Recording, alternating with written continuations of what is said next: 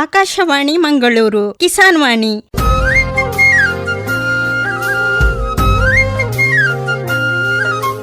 ಕಿಸಾನ್ ವಾಣಿ, ಕಿಸಾನ್ ವಾಣಿ, ಜೈ ಕಿಸಾನ್, ಜೈ ಕಿಸಾನ್, ಜೈ ಕಿಸಾನ್, ಕಿಸಾನ್ ವಾಣಿ.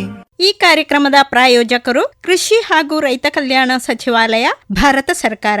ಪ್ರಧಾನಮಂತ್ರಿ ಕಿಸಾನ್ ಮಾನ್ಧನ್ ಯೋಜನೆ ಸಿಗುವುದು ಪೆನ್ಷನ್ನ ಆಸರೆಯು, ಆಗದು ನಿರಾಸರೆ ಇನ್ನು. ಸಿಗುವುದು ಸಂತಸದ ಕ್ಷಣವು, ಕಳೆಯುವುದು ಸುಖದಿಂದ ವೃದ್ಧಾಪ್ಯ ರಕ್ಷಿತ ಆಗುವ ಅನ್ನದಾತ ಸುರಕ್ಷಿತ ಆಗುವ ಅನ್ನದಾತ. ಪ್ರಧಾನಮಂತ್ರಿ ಕಿಸಾನ್ ಮಾನ್ಧನ್ ಯೋಜನೆಯಿಂದ ಲಘು ಮತ್ತು ಸಣ್ಣ ಹಿಡುವಳಿದಾರ ರೈತರ ಭವಿಷ್ಯವಾಗುತ್ತೆ ಸುರಕ್ಷಿತ. 60 ವರ್ಷ ವಯಸ್ಸಾದ ನಂತರ 3,000 ರೂಪಾಯಿಗಳ ಮಾಸಿಕ ಪೆನ್ಷನ್ ಖಚಿತ. 55ರಿಂದ 200 ರೂಪಾಯಿಗಳ ಮಾಸಿಕ ಶುಲ್ಕ ನೀಡಿ 18ರಿಂದ 40 ವರ್ಷ ತನಕ ರೈತರು ಪ್ರವೇಶಿಸಬಹುದು. ಈ ಅಂಶದಾನ ಯೋಜನೆಯಲ್ಲಿ ಸರ್ಕಾರ ನೀಡುತ್ತದೆ ಸಮಪಾಲು ಕೊಡುಗೆ. ಎಲ್ಲ ರೈತ ಬಾಂಧವರು ಈ ಸೇವೆಯ ಪ್ರಯೋಜನಕ್ಕಾಗಿ ಜನಸೇವಾ ಕೇಂದ್ರಕ್ಕೆ ಹೋಗಿ ಉಚಿತವಾಗಿ ತಮ್ಮ ಹೆಸರನ್ನು ನೋಂದಾಯಿಸಿಕೊಳ್ಳಿ. ಪ್ರಧಾನಮಂತ್ರಿ ಕಿಸಾನ್ ಮಾನ್ಧನ್ ಯೋಜನೆ ಅನ್ನದಾತರ ಪರಿಶ್ರಮಕ್ಕಾಗಿ ಈಗ, ಪೆನ್ಷನ್ನಿಂದ ಅವರ ಮನೆ ಸುರಕ್ಷಿತ. ಕೃಷಿ ಮತ್ತು ರೈತ ಕಲ್ಯಾಣ ಖಾತೆ ಭಾರತ ಸರ್ಕಾರದ ವತಿಯಿಂದ ಜನಹಿತಕ್ಕಾಗಿ ಜಾರಿ.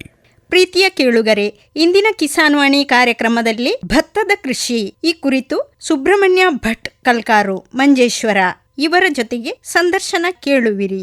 ಸಂದರ್ಶಕರು ಶಶಿಕಲಾ ಪ್ರಭು ಕಾಡುಮಠ. ಪ್ರೀತಿಯ ಶ್ರೋತೃಗಳೇ, ಇಂದು ನಮ್ಮೊಂದಿಗಿದ್ದಾರೆ ಸುಬ್ರಹ್ಮಣ್ಯ ಭಟ್ ಕಲ್ಕಾರು. ಇವರು ಒಂದು 5 ಎಕರೆ ಜಾಗದಲ್ಲಿ ಭತ್ತದ ಕೃಷಿಯನ್ನು ಮಾಡ್ತಾ ಇದ್ದಾರೆ. ಕಾಸರಗೋಡು ತಾಲೂಕು ಮಂಜೇಶ್ವರ ಮುಗು ಗ್ರಾಮದ ಕಲ್ಕಾರು ಎಂಬಲ್ಲಿನ ನಿವಾಸಿಯಾಗಿದ್ದು ಭತ್ತದ ಕೃಷಿಯನ್ನು ಮಾಡ್ತಾ ಇದ್ದಾರೆ. ಇವರ ಒಂದು ಅನುಭವವನ್ನು ನಾವು ಹಂಚಿಕೊಳ್ಳೋಣ. ಸರ್, ಕಾರ್ಯಕ್ರಮಕ್ಕೆ ಸ್ವಾಗತ. ನಮಸ್ತೆ. ನಮಸ್ಕಾರ. ನೀವೀಗ ಎಷ್ಟು ಎಕರೆ ಜಾಗದಲ್ಲಿ ಭತ್ತದ ಕೃಷಿ ಮಾಡ್ತಾ ಇದ್ದೀರಾ? ಅದರ ಒಂದು ಅನುಭವವನ್ನು ಹೇಳಿ ಸರ್. ನಾವು ಹೇಳಿದ್ರೆ ಮೊದ್ಲಿಂದಲೇ ಮಾಡ್ತಾ ಇದ್ದದ್ದು ಒಂದು 5 ಎಕರೆ, ಅದನ್ನ ಹಾಗೆ ಮುಂದುವರಿಸ್ತಾ ಇದ್ದೇವೆ. ನಾವು ಹೇಳಿದ್ರೆ ಇಲ್ಲಿ ಕಾಸರಗೋಡು ಜಿಲ್ಲೆಯಲ್ಲಿ ಸಾಧಾರಣವಾಗಿ 3 ಬೆಳೆ ತೆಗಿಬಹುದು. ನಮ್ಮ ಗದ್ದೆಯಲ್ಲಿ ನಾವು ಏನಿಲ್ಲ ಅಂತೇಳಿ ಒಂದೇ ಬೆಳೆ ಈಗ ಮಾಡುದು.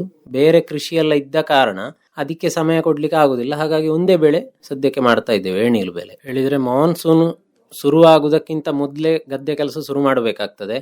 ಸುತ್ತಲೂ ಇರುವಂತಹ ಕಸ ಕಡ್ಡಿಗಳನ್ನೆಲ್ಲ ತೆಗೆದು ಕ್ಲೀನ್ ಮಾಡುವಂಥದ್ದು. ಆಮೇಲೆ ಹಿಂದಿನ ವರ್ಷ ಗದ್ದೆ ಕೊಯ್ಲಾದ ಕೂಡಲೇ ಬೇಸಿಗೆಯಲ್ಲಿ ಉಳುಮೆ ಮಾಡಿರ್ತೇವೆ. ಅದನ್ನು ಪುನಃ ಮಣ್ಣನ್ನು ಹದ ಮಾಡಿ ಅದಕ್ಕೆ ಬೇಕಾದಂಥ ಸಾವಯವ ಗೊಬ್ಬರಗಳನ್ನು ಕೊಡುವಂಥದ್ದು. ಅಂದರೆ ನಮ್ಮದೇ ಸೆಗಣಿ, ಹಟ್ಟಿ ಗೊಬ್ಬರ, ಅದರ ಒಟ್ಟಿಗೆ ಬೇಕಾದರೆ ಕೋಳಿ ಗೊಬ್ಬರ ಅಂತ ಸಾವಯವ ವಸ್ತುಗಳನ್ನು ನಾವು ಮಳೆಗಾಲಕ್ಕೆ ಮೊದಲು ಅಥವಾ 1-2 ಮಳೆ ಬಂದಾಗ ಹಾಕಿ ಉಳುಮೆ ಮಾಡಿ ತಯಾರು ಮಾಡ್ತೇವೆ. ಆಮೇಲೆ ಮಳೆ ಚೆನ್ನಾಗಿ ಬಂದ ಮೇಲೆ, ಈಗ ಜುಲೈ ಆಗ್ತದೆ, ಮಳೆ ಸರಿಯಾಗಿ ಬರುವಾಗ ನೀರಿನ ಲಭ್ಯತೆ ಸರಿಯಾಗಿ ಸಿಕ್ಕಿದ ಮೇಲೆ ನೀರಿಗೆ ಉಳುಮೆ ಮಾಡುವಂಥದ್ದು. ಉಳುಮೆ ಮಾಡಿ ಒಂದು 5-6 ದಿವಸ ಬಿಡಬೇಕಾಗ್ತದೆ. ಅದರಲ್ಲಿರುವಂತಹ ಕಳೆಗಿಡ ಇಂಥದ್ದೆಲ್ಲ ಕೊಳಿಲಿಕ್ಕೆ ಮಣ್ಣು ಒಂದು ಹದ ಬರ್ತದೆ. ಪುನಃ ನೀರು ಹಾಕಿ ಅದನ್ನು ಉಳುಮೆ ಮಾಡಿ ಹದ ಮಾಡಿ, ಲೆವೆಲ್ ಇಲ್ಲದಿದ್ದರೆ ಅದಕ್ಕೆ ಹಲಗೆ ಇಂಥದ್ದೇನಾದರೂ ಉಪಯೋಗ ಮಾಡಿ ಅದನ್ನು ಲೆವೆಲ್ ಮಾಡ್ತೇವೆ. ಟ್ರ್ಯಾಕ್ಟರ್ ಉಪಯೋಗಿಸಿ ಉಳುಮೆ ಮಾಡ್ತೇನೆ. ಅದಾಗಿ ಮತ್ತೆ ನಾವು ನೇಜಿ ನೆಡುವುದಲ್ಲ, ಡೈರೆಕ್ಟ್ ಬಿತ್ತನೆ, ಬ್ರಾಡ್ಕಾಸ್ಟಿಂಗ್ ಮೆಥಡಲ್ಲಿ ಬಿತ್ತನೆ ಮಾಡುವಂಥದ್ದು. ನಮ್ಮದೇ ಕಳೆದ ಸೀಸನ್ನ ಭತ್ತವನ್ನು ನಾವು ಇಟ್ಟಿರ್ತೇವೆ ಬೀಜಕ್ಕೆ. ಆ ಬೀಜವನ್ನು ನಾವು ಹಾಕಿ ತಯಾರು ಮಾಡುವಂಥದ್ದು. ನೀರಿನ ವ್ಯವಸ್ಥೆ ಇರಲಿ, ಗೊಬ್ಬರ ಇರಲಿ, ಹೇಗೆ ಹಾಕ್ತಾ ಇದ್ದೀರಿ ಸರ್? ಈಗ ಭತ್ತವನ್ನು ನಾವು ತೆಗೆದಿಟ್ಟಂತ ಭತ್ತವನ್ನು ಮೊದಲಿಗೆ ಸ್ವಲ್ಪ ನೀರಿಗೆ ನೆನೆ ಹಾಕ್ತೇವೆ. ನೆನೆ ಹಾಕಿ ಅದರಲ್ಲಿರುವಂತಹ ಒಳ್ಳೆ ಕಾಳುಗಳನ್ನು, ಅಂದ್ರೆ ಕೆಳಗೆ ನಿಂತ ಭಾರ ಇರುವಂತಹ ಭತ್ತವನ್ನೇ ನಾವು ಬಿತ್ತಿಗೆ ಉಪಯೋಗ ಮಾಡುದು. ಅದರಲ್ಲಿ ಒಳ್ಳೆದಿಲ್ಲದ ಕಾಳನ್ನು ಸಪರೇಟ್ ಮಾಡಿ ಅದಕ್ಕೆ ಬೀಜೋಪಚಾರವಾಗಿ ಸೆಗಣಿ ನೀರನ್ನು ಕೊಡ್ತೇವೆ. ಸೆಗಣಿ ನೀರನ್ನು ಕೊಟ್ಟು ಡೈರೆಕ್ಟ್ ಬಿತ್ತುವಂಥದ್ದು. ಬಿತ್ತಿ 1 ವಾರದ ಹೊತ್ತಿಗೆ ಆಗುವಾಗ ಅದು ಮೊಳಕೆ ಬರ್ಲಿಕ್ಕೆ ಶುರು ಆಗ್ತದೆ. ಆ ಮೊಳಕೆಯನ್ನು ಸರಿಯಾಗಿ ಬರ್ಲಿಕ್ಕೆ ಬೇಕಾಗಿ ನಾವು ನೀರಿನ ಲೆವೆಲ್ ಸ್ವಲ್ಪ ಕಡಿಮೆ ಮಾಡ್ತೇವೆ. ನೀರಿನ ಲೆವೆಲ್ ಕಡಿಮೆ ಮಾಡಿ ನೀರೆಲ್ಲ ತಿಳಿಯಾಗ್ತದೆ. ಆಗ ಸರಿಯಾಗಿ ಮೊಳಕೆ ಬರ್ತದೆ. ಮೊಳಕೆ ಬಂದ ಮೇಲೆ ಒಂದು 20-21 ದಿವಸ ಕಳೆಯುವಾಗ ನಾವಿಲ್ಲಿ ಆಡು ಭಾಷೆಯಲ್ಲಿ ಕಳಪ್ಪು ಅಂತ ಹೇಳ್ತೇವೆ. ಅದಕ್ಕೆ ಅಂದ್ರೆ ತಿನ್ನಿಂಗ್ ಮಾಡುವಂಥದ್ದು. ಜಾಸ್ತಿ ಇರುವಂತ ಸಸಿಯನ್ನು ತೆಗೆಯುವುದು, ಕಡಿಮೆ ಇರುವಲ್ಲಿಗೆ ನಡುವಂಥದ್ದು, ಅಥವಾ ಅದರಲ್ಲಿ ಏನಾದ್ರು ಕಳೆ ಗಿಡಗಳಿದ್ರೆ ಅದನ್ನೆಲ್ಲ ತೆಗೆಯುವಂಥದ್ದು. ಆಗ ಗದ್ದೆ ಒಂದು ಹದಕ್ಕೆ ಬರ್ತದೆ. ಮತ್ತೆ ಅದು ಮುಗಿದ ಮೇಲೆ ಸಾಧಾರಣ 1 ತಿಂಗಳು ಆದ ಗಿಡಕ್ಕೆ ರಾಸಾಯನಿಕ ಗೊಬ್ಬರಗಳನ್ನು ಹಾಕುವಂಥದ್ದು. ಪುನಃ ಒಂದು 15-20 ದಿವಸ ಬಿಟ್ಟು ಇನ್ನೊಂದು ಡೋಸು ರಾಸಾಯನಿಕ ಗೊಬ್ಬರ. ಮತ್ತೆ ಅದು ಕೊಟ್ಟ ಮೇಲೆ ಹೊಸ ತಿರಿ ಬಂದಾಗ ಏನಾದ್ರು ಕೀಟಗಳು ಬಂದ್ರೆ ಅಗತ್ಯ ಇದ್ರೆ ಕೀಟನಾಶಕ ಸಿಂಪರಣೆ ಮಾಡೋದು, ಮತ್ತೆ ಕೊನೆಯವರೆಗೂ ನೀರಿನ ನಿರ್ವಹಣೆ ಮಾಡಬೇಕಾಗ್ತದೆ. ಈಗ ಗೊಬ್ಬರ ನೀವು ಹಟ್ಟಿ ಗೊಬ್ಬರ ಯೂಸ್ ಮಾಡ್ತಾ ಇದ್ದೀರಾ? ಹಟ್ಟಿ ಗೊಬ್ಬರ ಅಂದ್ರೆ ಸೆಗಣಿ ಮತ್ತು ಗೊಬ್ಬರ ಮತ್ತೆ ಕೋಳಿ ಗೊಬ್ಬರಗಳನ್ನು ಬೇಸಲ್ ಡೋಸು ಅಥವಾ ನಾವು ಗದ್ದೆ ಉಳುಮೆ ಮಾಡುವಂತ ಸಮಯದಲ್ಲಿ ಹಾಕುವಂತದ್ದು, ಮತ್ತೆ ಹಾಕ್ಲಿಕ್ಕಿಲ್ಲ. ಅದರ ನಂತರ ಕೆಮಿಕಲ್ ಫರ್ಟಿಲೈಸರ್ ಗಳನ್ನು ನಾವು ಸಸಿ ಸ್ವಲ್ಪ ದೊಡ್ಡ ಆದ ಹಾಗೆ ಕೊಡ್ತಾ ಹೋಗುದು, 2 ಡೋಸ್ ಆಗಿ ಕೊಡ್ತೇವೆ. ಈಗ ಈ ಭತ್ತದ ಕೃಷಿ ಮಾಡುವಾಗ ನಮ್ಗೆ ಕೆಲಸಕ್ಕೆ ಸಹಾಯಕರು ಬರುವುದು ಕಡಿಮೆ ಇತ್ತೀಚಿನ ಒಂದು ದಿನಗಳಲ್ಲಿ. ಇದಕ್ಕೆ ಪರ್ಯಾಯವಾಗಿ ನಾವು ಯಂತ್ರೋಪಕರಣಗಳನ್ನು ಉಪಯೋಗ ಮಾಡ್ತೇವೆ.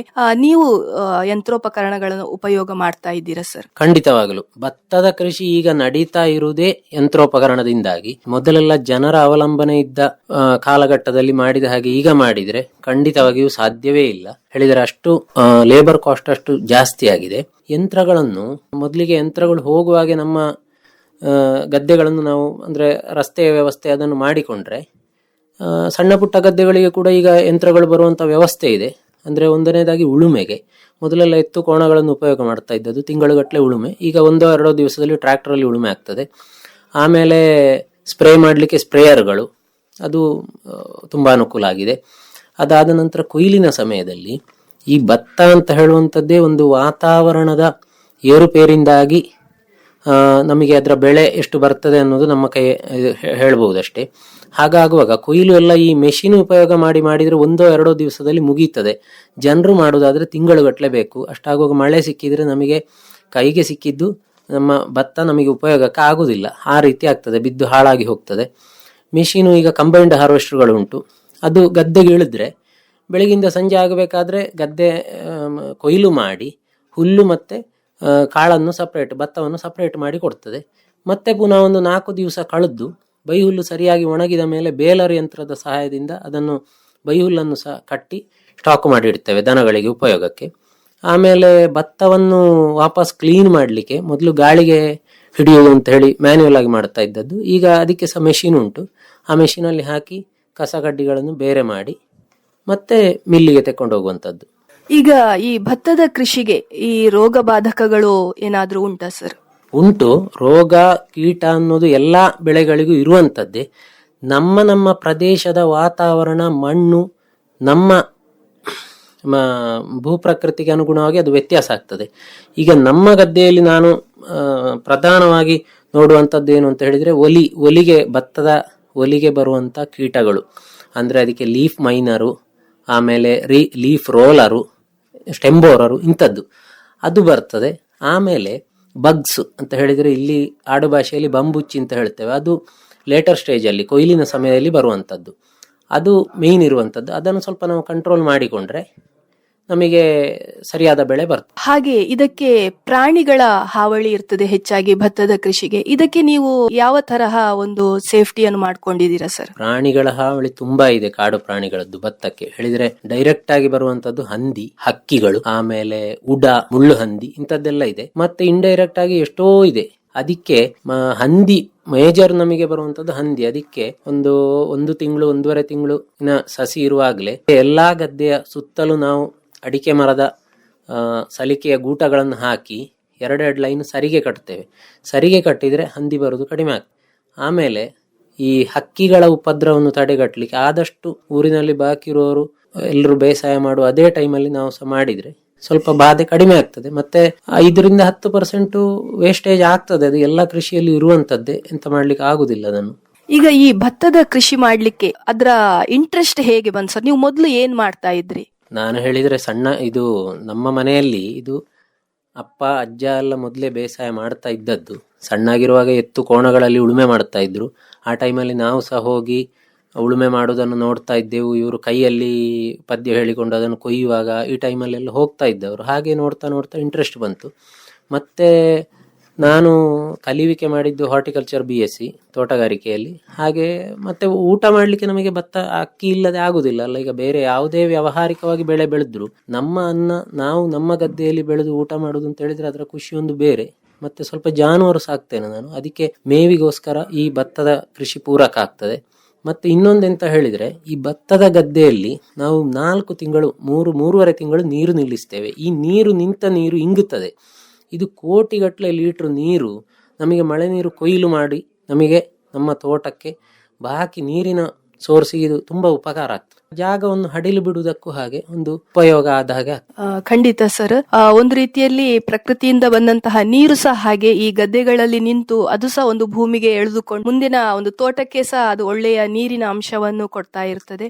ಈಗ ಈ ಒಂದು ಬೆಳೆಯನ್ನು ಗದ್ದೆಯಲ್ಲಿ ಒಂದು ಬೆಳೆಯನ್ನು ಮಾಡ್ತಾ ಇದ್ದೀರಾ, ಅದರ ನಂತರ ನೀವು ಏನು ಮಾಡ್ತೀರಾ ಸರ್ ಗದ್ದೆಯಲ್ಲಿ? ಗದ್ದೆ ಉಳುಮೆ ಆದ ಕೂಡ್ಲೆ ನಾವು ಅದನ್ನು ಕೊಯ್ಲಾದ ಕೂಡ್ಲೆ ವಾಪಸ್ ಉಳುಮೆ ಮಾಡುತ್ತೇವೆ. ಅಂದ್ರೆ ಬೇಸಿಗೆಯಲ್ಲಿ ಗದ್ದೆ ಉಳುಮೆ ಮಾಡುವುದರಿಂದ ಕೀಟಗಳು ಬಂದು ಮೊಟ್ಟೆ ಇಡುವಂತದ್ದು ಅಥವಾ ಕ್ರಿಮಿಕೀಟಗಳು ಅದರಲ್ಲಿ ಏನಿದೆ ಅದೆಲ್ಲ ನಾಶ ಆಗ್ತದೆ. ಈ ಕಡು ಬಿಸಿಲಿಗೆ ಮಣ್ಣು ಓಪನ್ ಆಗಿದ್ರೆ ಅದನ್ನು ಉಳುಮೆ ಮಾಡಿ ಹುಡಿ ಮಾಡಿಟ್ರೆ ಅದು ಉಪಕಾರ ಆಗ್ತದೆ. ನಮಗೆ ಬರುವ ವರ್ಷಕ್ಕೆ ಕೀಟಬಾಧೆ ಕಡಿಮೆ ಆಗ್ತದೆ. ಮತ್ತೆ ಉಳುಮೆ ಮಾಡಿದ ಕೂಡಲೇ ಏನಾದ್ರೂ ದವಸ ಧಾನ್ಯಗಳು, ದ್ವಿದಳ ಧಾನ್ಯಗಳು ಅಥವಾ ಸೆಣಬು ಇಂಥದ್ದೇನಾದ್ರೂ ಬಿತ್ತನೆ ಮಾಡಿದ್ರೆ ಸ್ವಲ್ಪ ಹಸಿರೆಲೆ ಗೊಬ್ಬರದ ರೀತಿ ಕ್ರಾಪ್ ರೊಟೇಷನ್ ಹೇಳುವ ಉದ್ದೇಶದಿಂದ ಹಾಗೇನಾದ್ರು ಮಾಡ್ತೇವೆ. ಅಲ್ಲದಿದ್ರೆ ತರಕಾರಿ ಏನಾದ್ರು ಮನೆ ಮಟ್ಟಿಗೆ ಮಾಡಿದ್ರೆ ಅದು ಸಹ ಗದ್ದೆಯಲ್ಲಿ ಮಾಡಿದ್ದು ಒಂದು ಒಳ್ಳೇದಾಗಿ ಬರ್ತದೆ. ಅದಲ್ಲದೆ ನೀವು ತರಕಾರಿಗಳನ್ನು ಬೆಳೆಸ್ತಾ ಇದ್ದೀರಾ?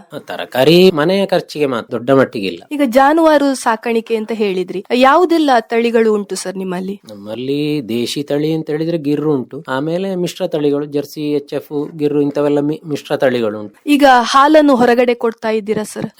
ಡೈರಿಗೆ ಹಾಕ್ತಾ ಇದ್ದೇವೆ. ಹಾಲು ಮೇಯ್ನ್ ಆಗಿ ನಮಗೆ ಗೊಬ್ಬರಕ್ಕೆ ಬೇಕಾಗಿ ಜಾನುವಾರು ಸಾಕುವಂತದ್ದು, ಆದ್ರೆ ಒಳ್ಳೆ ಹಾಲಿನ ತಳಿಗಳನ್ನು ನೋಡಿ ಸಾಕ್ತಾ ಇದ್ದೇವೆ. ಅಷ್ಟಾಗುವ ನಮಗೆ ಹಾಲಿನಿಂದ ಸಹ ಉತ್ಪತ್ತಿ ಬರ್ತದೆ, ಇಲ್ಲದಿದ್ರೆ ನಷ್ಟ ಆಗ್ತದೆ. ಈಗ ಒಟ್ಟಾರೆ ಹೇಳುದಿದ್ರೆ ಒಂದು ಕಡೆ ನಿಮ್ದು ಭತ್ತದ ಕೃಷಿ ಉಂಟು, ಒಂದು ಕಡೆ ಜಾನುವಾರು ಸಾಕಾಣಿಕೆ ಮಾಡ್ತಾ ಇದ್ದೀರಾ. ಇಲ್ಲಿ ಒಂದು ಸಂದರ್ಭದಲ್ಲಿ ಭತ್ತದ ಕೃಷಿಯನ್ನು ಮಾಡ್ತಾ ದನಕರುಗಳನ್ನು ಸಾಕ್ತಾ ಕೃಷಿಯ ಜೀವನ ನಡೆಸ್ತಾ ಇದ್ದಾರೆ. ಅನುಭವ ಹೇಳುದಿದ್ರೆ ಹೇಗೆ ಸರ್?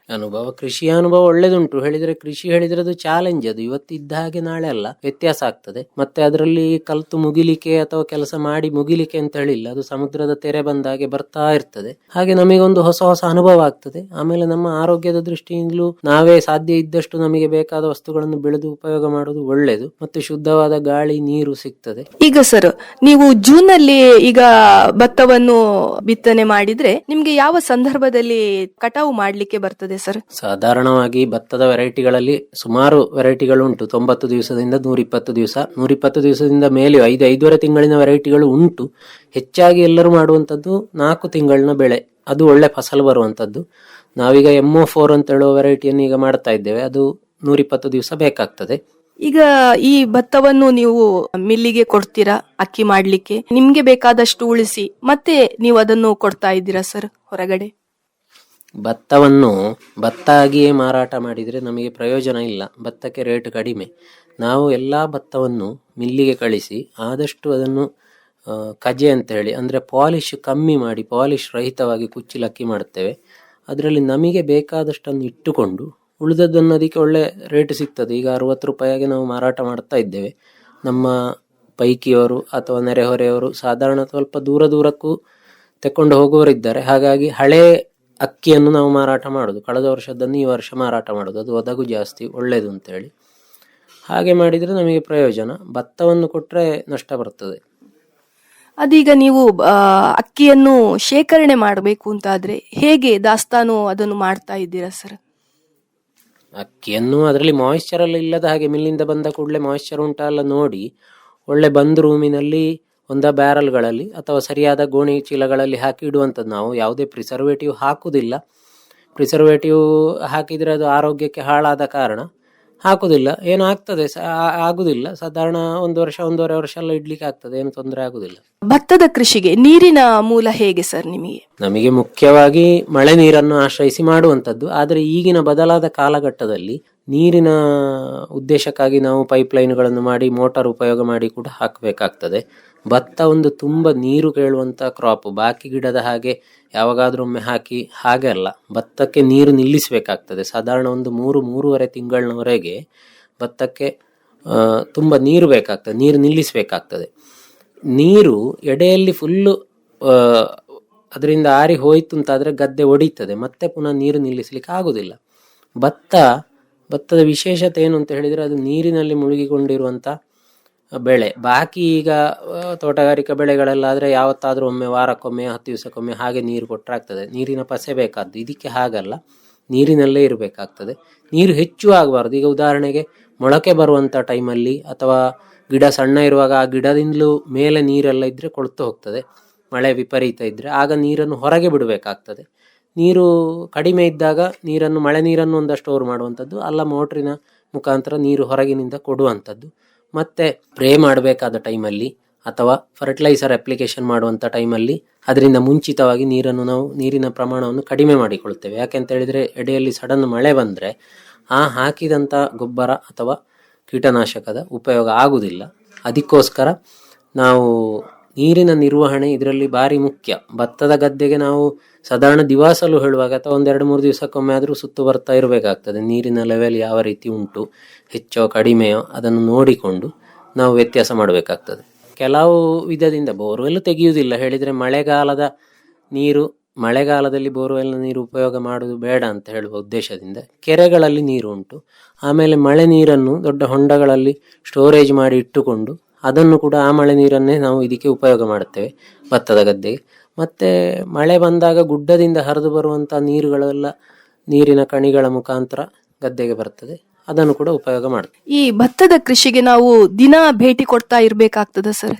ಹೌದು, ಯಾವುದೇ ಕೃಷಿ ಆದರೂ ನಾವು ನಮ್ಮ ಪಾಲ್ಗೊಳ್ಳುವಿಕೆ ಎಷ್ಟು ಇದೆ ಅದರ ಮೂಲಕ ನಮಗೆ ಉತ್ಪಾದನೆ ಬರುವಂಥದ್ದು.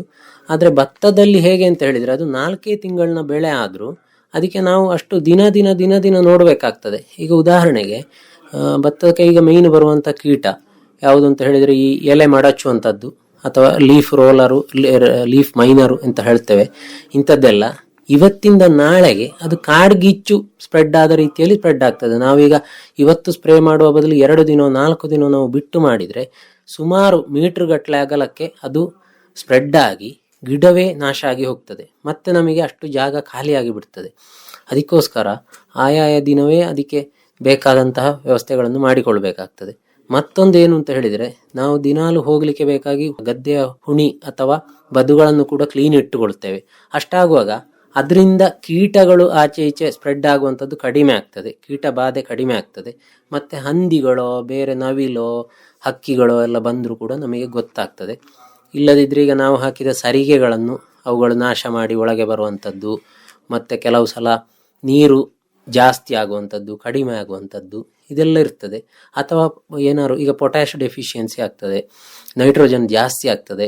ಇಂಥದ್ದೇನಾದರೂ ನಾವು ಕೊಟ್ಟ ಫರ್ಟಿಲೈಸರ್ನಲ್ಲಿಯೂ ಹೆಚ್ಚು ಕಡಿಮೆ ಇದ್ದರೆ ನಾವೀಗ ಸ್ಪ್ಲಿಟ್ ಡೋಸ್ ಆಗಿ 2-3 ಸಲ ಕೊಡಬೇಕಾಗ್ತದೆ ಇಟ್ಟು. ಹಾಗೆ ಕೊಟ್ಟರೆ ಫರ್ಟಿಲೈಸರ್ ಕೊಟ್ಟರೆ ಅದರ ಪ್ರಯೋಜನ ಜಾಸ್ತಿ. ಅದನ್ನು ನಾವು ರೆಗ್ಯುಲರ್ ಆಗಿ ನೋಡ್ತಾ ಇದ್ದರೆ ನಮಗೆ ಅದರ ವ್ಯತ್ಯಾಸಗಳು ಗೊತ್ತಾಗ್ತದೆ. ನಿಮ್ಗೆ ಈ ಒಂದು ಕೃಷಿಗೆ ನಿಮ್ಮ ಮನೆಯವರ ಸಹಾಯ ಹೇಗೆ ಉಂಟು ಸರ್? ಖಂಡಿತ ಮನೆಯವರ ಸಹಾಯ ಇದೆ. ಹೇಳಿದರೆ ಮನೆಯವರು ಅವರವರಿಂದ ಆಗುವಂಥದ್ದನ್ನೆಲ್ಲರೂ ಮಾಡ್ತಾರೆ, ಹಾಗಾಗಿ ನಮಗೆ ಅನುಕೂಲ ಆಗ್ತದೆ. ಈಗ ಸರ್, ಭತ್ತ ಕಟಾವು ಮಾಡುವ ಸಂದರ್ಭದಲ್ಲಿ ನೀವು ಹೇಗೆ ಅದನ್ನು ಕೆಲಸಕ್ಕೆ ಸಹಾಯಕರನ್ನು ಕರಿತೀರಾ ಅಥವಾ ಮೆಷಿನ್ ಮೂಲಕ ಮಾಡಿಸ್ತಾ ಇದ್ದೀರಾ? ಭತ್ತದ ಕಟಾವು ಸಾಧಾರಣ 4 ತಿಂಗಳು ಆಗುವಾಗ ಭತ್ತ ಕಟಾವಿಗೆ ಬರ್ತದೆ. ಬರುವ ಮೊದಲು ನಾವು ಅದರ ಗಿಡದ ಬಣ್ಣ ಹಳದಿ ಬರಲಿಕ್ಕೆ ಶುರುವಾಗ್ತದೆ, ಮತ್ತೆ ಅದರಲ್ಲಿ ಕಾಳು ತುಂಬಿ ಭತ್ತದ ತೆನೆ ಬಾಗಲಿಕ್ಕೆ ಶುರುವಾಗ್ತದೆ. ಅಷ್ಟಾಗುವಾಗಲೇ ನಾವು ನೀರಿನ ಅಂಶ ಅದರಲ್ಲಿ ಇರದ ಹಾಗೆ ನೋಡಿಕೊಳ್ಬೇಕಾಗ್ತದೆ. ಯಾಕಂತ ಹೇಳಿದ್ರೆ ಈಗ ದೊಡ್ಡ ದೊಡ್ಡ ಮೆಷಿನ್ಗಳಲ್ಲಿ ಕೊಯ್ಯುವಂತದ್ದು, ಮನುಷ್ಯರಲ್ಲ, ಮೆಷಿನ್ಗಳು ಟನ್ ಗಟ್ಟಲೆ ತೂಕ ಇರ್ತದೆ. ಗದ್ದೆಯೊಳಗೆ ಹೋದಾಗ ಹೂತು ಹೋಗುವ ಸಂದರ್ಭ ಇರ್ತದೆ. ಅದಕ್ಕೆ ಬೇಕಾಗಿ ಒಂದು 15-20 ದಿವಸ ಮೊದಲೇ ಗದ್ದೆಯಲ್ಲಿರುವ ನೀರನ್ನೆಲ್ಲ ಆರಿಸ್ತೇವೆ, ಮಳೆ ನೀರು ಒಳಗೆ ಬರದ ಹಾಗೆ ನೋಡಿಕೊಳ್ತೇವೆ. ಮತ್ತೆ ಆ ಮೆಷಿನ್ಗಳು ನಮ್ಮ ಊರಿನಲ್ಲಿ ಅಂದ್ರೆ ಹೆಚ್ಚಾಗಿ ತಮಿಳುನಾಡು, ಕೇರಳದ ದೂರದ ಜಿಲ್ಲೆಗಳಿಂದ ಬರುವಂತದ್ದು. ಆ ಮೆಷಿನ್ಗಳು 1 ತಿಂಗಳು 2 ತಿಂಗಳು ನಮ್ಮ ಊರಲ್ಲಿ ಇದ್ದು ಎಲ್ಲಾ ಕೃಷಿಕರ ಗದ್ದೆ ಕೊಯ್ಲು ಮಾಡಿ ಹೋಗುವಂತದ್ದು. ಹಾಗೆ ಅವರನ್ನೊಂದು 10 ದಿವಸ ಮೊದಲೇ ಕಾಂಟ್ಯಾಕ್ಟ್ ಮಾಡ್ಲಿಕ್ಕೆ ಶುರು ಮಾಡ್ತೇವೆ, ಎಲ್ಲಿದ್ದೀರಿ, ಏನು ನಮ್ಮದು ಕೊಯ್ಲಿಗೆ ಆಗಿದೆ ಅಂತ ಹೇಳಿ.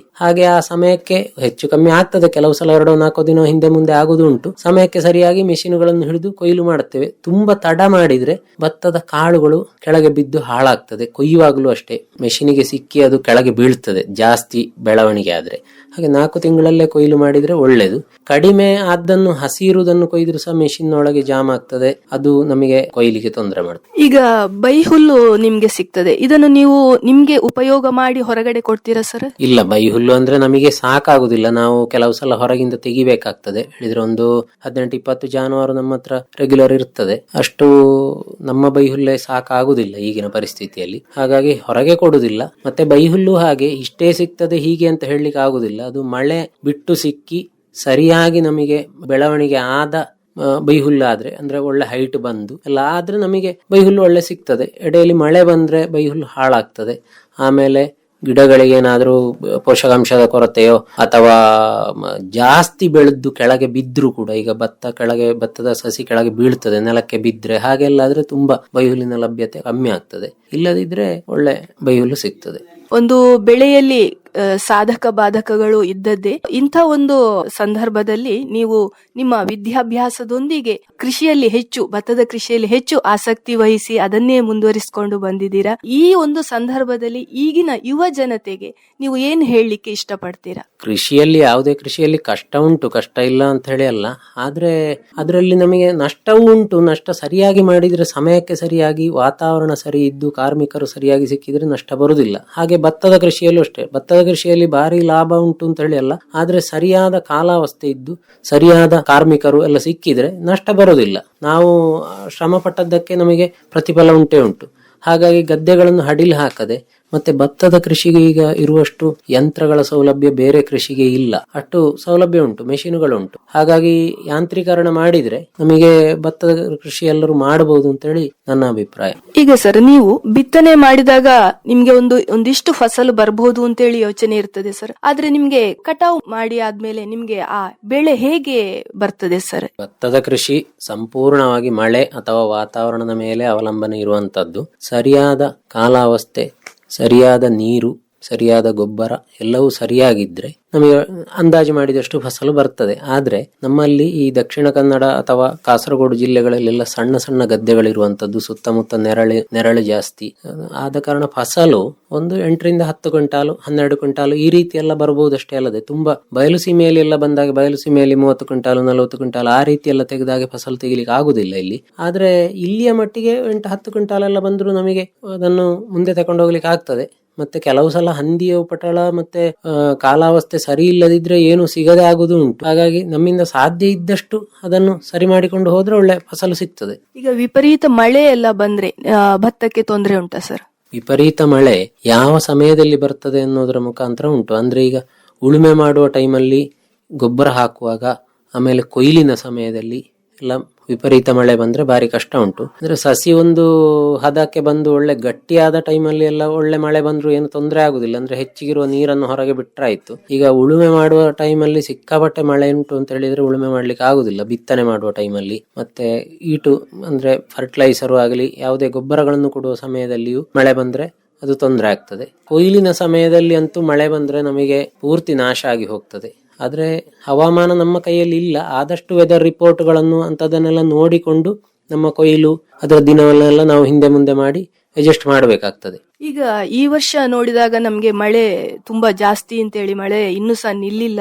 ಈ ವರ್ಷ ನೀವು ಹೇಗೆ ಬೆಳೆಯನ್ನು ಬೆಳೆಸಿದ್ದೀರಾ, ಭತ್ತದ ಕೃಷಿಯನ್ನು? ಈ ವರ್ಷ ನಮ್ಮ ಮಟ್ಟಿಗೆ ಭತ್ತದ ಕೃಷಿಗೆ ಮಳೆ ತೊಂದರೆ ಆಗ್ಲಿಲ್ಲ. ನಮ್ಮ ಮಟ್ಟಿಗೆ ಅಂದ್ರೆ ಬೇರೆ ಕಡೆ ತೊಂದರೆ ಆಗಿರ್ಲಿಕ್ಕೂ ಸಾಕು. ನನಗೆ ಈ ವರ್ಷ ಯಾವುದೇ ಸ್ಪ್ರೇ ಇಲ್ಲದೆ ಆಗಿದೆ. ಅಂದ್ರೆ ಕೀಟಗಳ ಬಾಧೆ ನನಗೆ ಈ ವರ್ಷ ಇರಲಿಲ್ಲ. ಮತ್ತೆ ಕೊಯ್ಲಿನ ಸಮಯದಲ್ಲಿಯೂ ಹಾಗೆ ದೊಡ್ಡ ಮಳೆ ಸಿಕ್ಲಿಲ್ಲ. ಬೈಹುಲ್ಲು ಕಟ್ಟಬೇಕಾದ್ರೆ ಮೊದಲು ಸ್ವಲ್ಪ ಮಳೆ ಸಿಕ್ಕಿ ತೊಂದರೆ ಆಯ್ತು. ಭತ್ತಕ್ಕೆ ಅಷ್ಟು ತೊಂದರೆ ಆಗ್ಲಿಲ್ಲ. ಮೆಷಿನ್ಗಳು ಎಲ್ಲ ಸರಿಯಾದ ಸಮಯಕ್ಕೆ ಸಿಕ್ಕಿದೆ. ಕೀಟಬಾಧೆ ಅಂದ್ರೆ ಆ ಸಮಯದಲ್ಲಿ ಒಳ್ಳೆ ಬಿಸಿಲಿತ್ತು. ಆ ಒಲಿ ಹುಳ ಬರುವಂತ ಸಮಯದಲ್ಲಿ ಒಳ್ಳೆ ಬಿಸಿಲಿತ್ತು. ಹಾಗಾಗಿ ಆ ಹುಳದ ಬಾಧೆ ಇರ್ಲಿಲ್ಲ. ಮೋಡ ಕವಿದ ವಾತಾವರಣ ಇದ್ರೆ ಆ ಸಮಯದಲ್ಲಿ ಜಾಸ್ತಿ ಇರುತ್ತದೆ. ಮತ್ತೆ 4ರಿಂದ 5 ಸಲ ಬದುಗಳ ಹುಲ್ಲನ್ನೆಲ್ಲ ತೆಗ್ದಿದ್ದೇವೆ ನಾವು ಆಗಾಗ.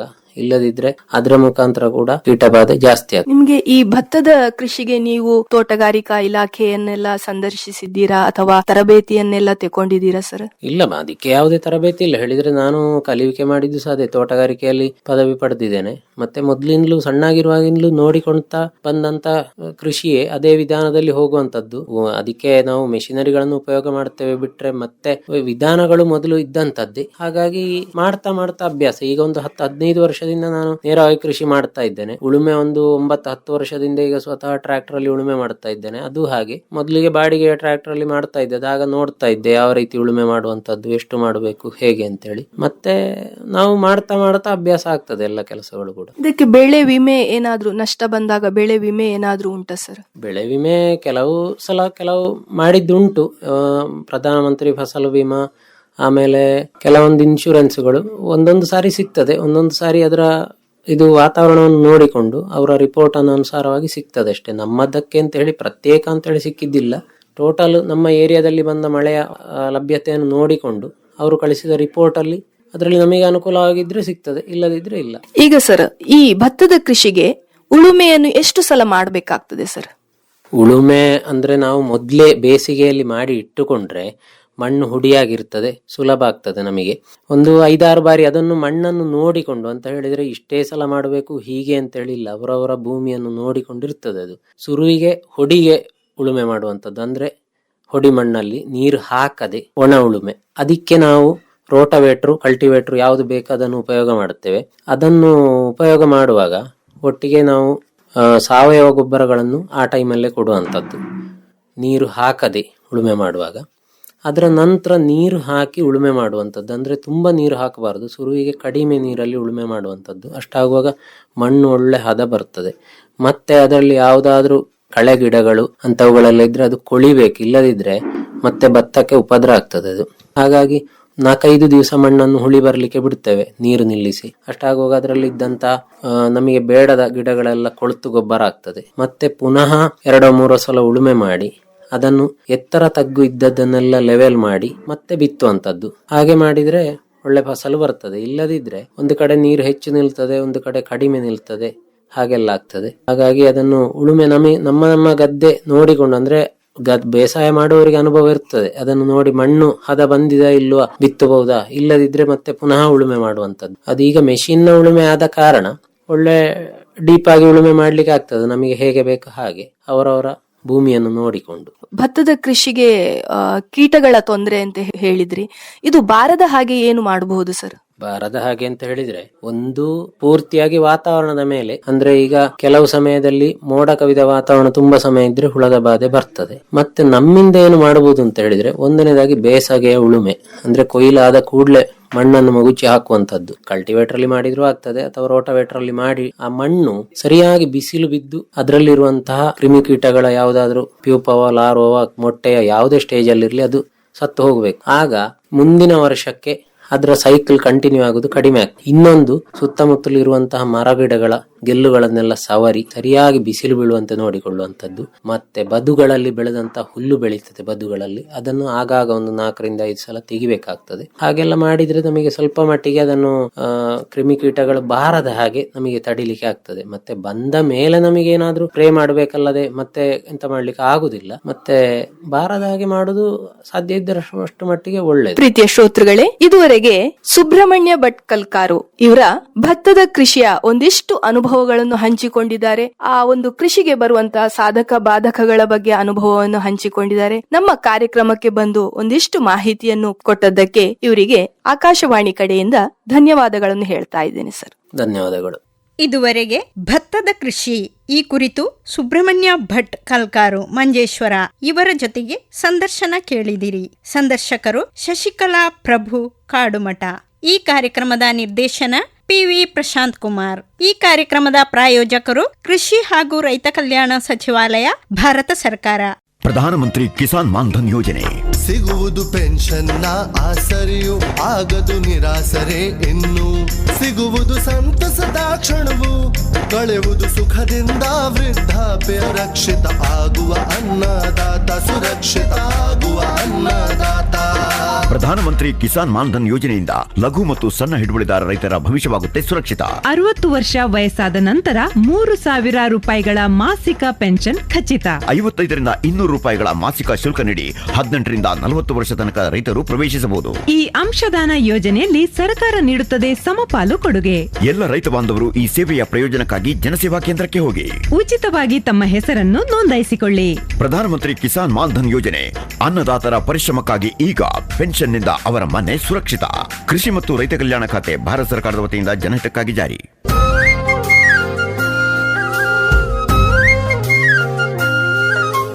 ಕಿಸಾನ್ ವಾಣಿ, ಕಿಸಾನ್ ವಾಣಿ, ಜೈ ಕಿಸಾನ್, ಜೈ ಕಿಸಾನ್, ಜೈ ಕಿಸಾನ್, ಕಿಸಾನ್ ವಾಣಿ.